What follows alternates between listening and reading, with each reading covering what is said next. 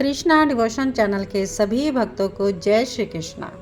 आप सभी चैनल के माध्यम से सुन पा रहे हैं भगवान श्री कृष्ण की लीलामयी कथा श्री कृष्ण चरित अमृतम और सुदामा जी का अद्भुत जीवन चरित आप श्रवण कर रहे हैं। श्री कृष्ण सुदामा लीला में आपने सुदामा जी का जो जीवन चरित श्रवण किया, ये इससे पहले आपने कभी डिटेल में श्रवण नहीं किया होगा।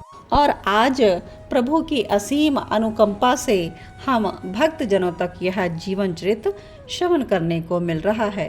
तो इस ऐसी अद्भुत मैत्री संबंध में, भक्त और भगवान के मिलन में, ऐसी अद्भुत गाथा में आप प्रेम पूर्वक खो जाएं, डूब जाएं हमारे श्री कृष्ण में। श्री कृष्ण अपने भक्तों से इतना ही प्रेम करते हैं।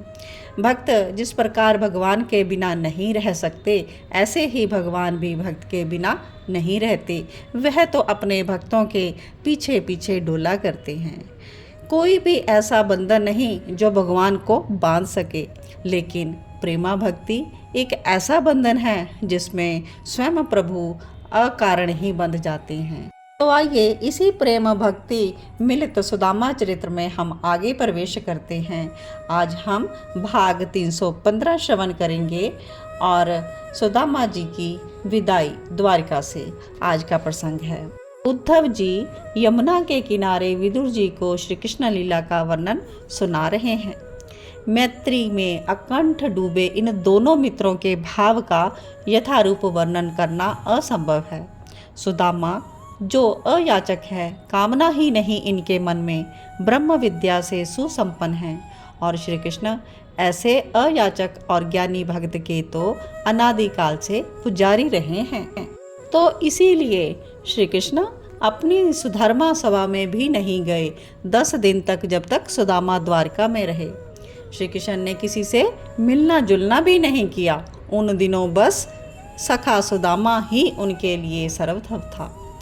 और सुदामा ने आज पूछ लिया, मैं अपने गांव जाऊं? रानियां भी थी वहां, श्री कृष्ण विराजे थे, सहज भाव से सब बैठे थे। तब एकाएक सुदामा ने पूछ लिया और श्री कृष्ण ने भी सहज में बोल दिया, हाँ जाओ सुदामा। सुदामा चौंक गए। उन्होंने ये सोचा भी नहीं था कि कृष्ण मुझे इतनी जल्दी यहाँ से जाने देगा। सुदामा ही नहीं चौंके थे, उनकी रानियां भी चौंक गई। इतने रूखे ढंग से अपने मित्र को कौन कहता है जाओ, पर ये तो श्री कृष्ण हैं। सुदामा ने सोचा था कि आज कहूँगा जाने के लिए तो कम से कम 1 मास और रोक लेगा, इसलिए अभी से कहना शुरू किया था। पर सुदामा को क्या पता था। और सुदामा की विदाई की तैयारियां शुरू हो गई। रानियों के नेत्रों से अश्रु बह चले। श्री कृष्ण सुदामा को अपने हृदय से लगाते हैं। सजल नेत्र हो गए उनके, हृदय भर आया है। और क्या कहते हैं कृष्ण, आते रहना सुदामा। इतना बोलकर सुदामा से अलग हो गए कृष्ण। सुदामा फिर से पूछते हैं, जाऊं?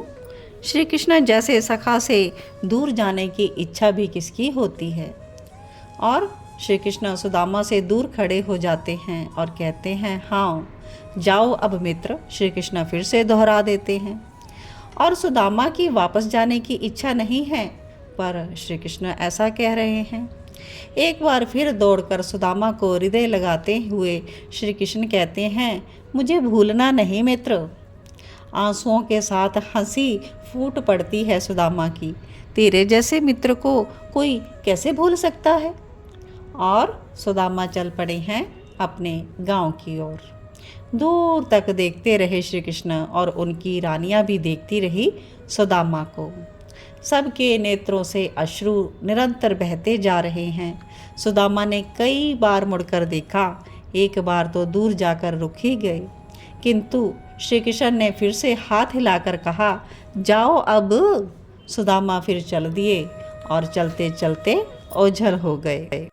और इधर जब सुदामा चले गए, तब श्री कृष्ण हिलकियों से रो पड़े। सुदामा का नाम ले लेकर रो रहे हैं। रानियां श्री कृष्ण की ये स्थिति देखकर विकल हो गई। नाथ, क्यों नहीं रोका फिर आपने अपने मित्र को?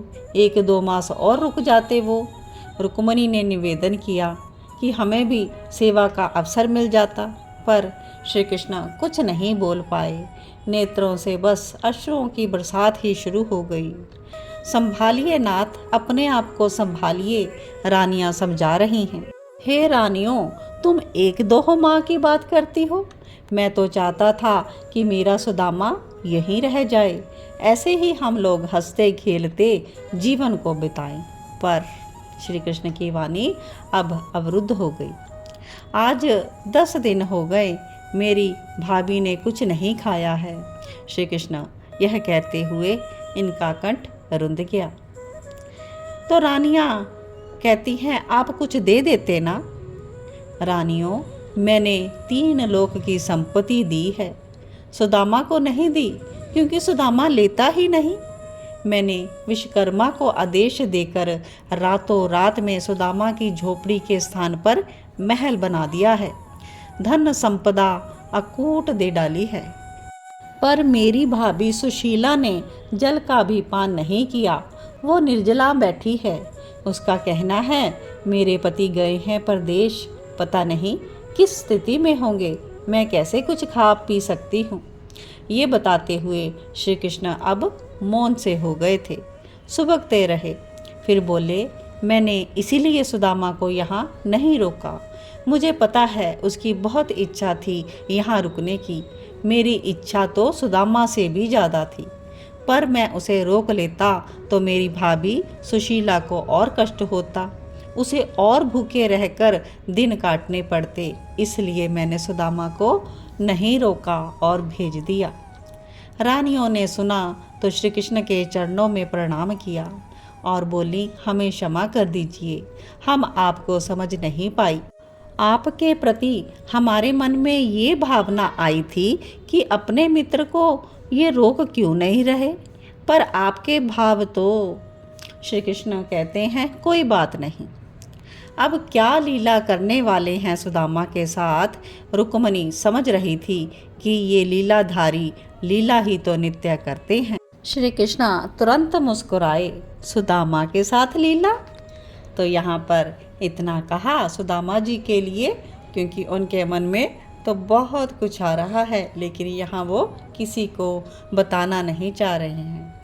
अब आगे की कथा जानने के लिए आपको नेक्स्ट एपिसोड का वेट करना होगा। और अगली कथा में हम जानेंगे कि सुदामा जब वापस जाते हैं तो लीलाधारी कृष्ण क्या लीला करते हैं। ये समस्त सृष्टि उनकी लीला ही तो है, वही तो सब और से लीला कर रहे हैं। तो आगे सुदामा के चरित्र में प्रवेश करेंगे, लेकिन तब तक इस कथा को हम विश्राम देते हैं। अगली कथा सुनने के लिए ज़रूर कृष्णा डिवोशन चैनल को लाइक सब्सक्राइब कर लें और नोटिफिकेशन का जो बटन है प्रेस कर लें, ताकि नेक्स्ट कथा आपको समय से मिल जाए और आप अत्यधिक आनंद में डूब जाएं। चलिए आज की कथा को यहीं विश्राम देते हैं। आपके हृदय में विराजमान प्रिया प्रीतम को मेरा कोटि कोटि वंदन, कोटि कोटि वंदन। योगेशं सच्चिदानन्दं वासुदेवं व्रजप्रियं धर्मसंस्थापकं वीरं कृष्णं वन्दे जगद्गुरुं, कृष्णं वन्दे जगद्गुरुम्।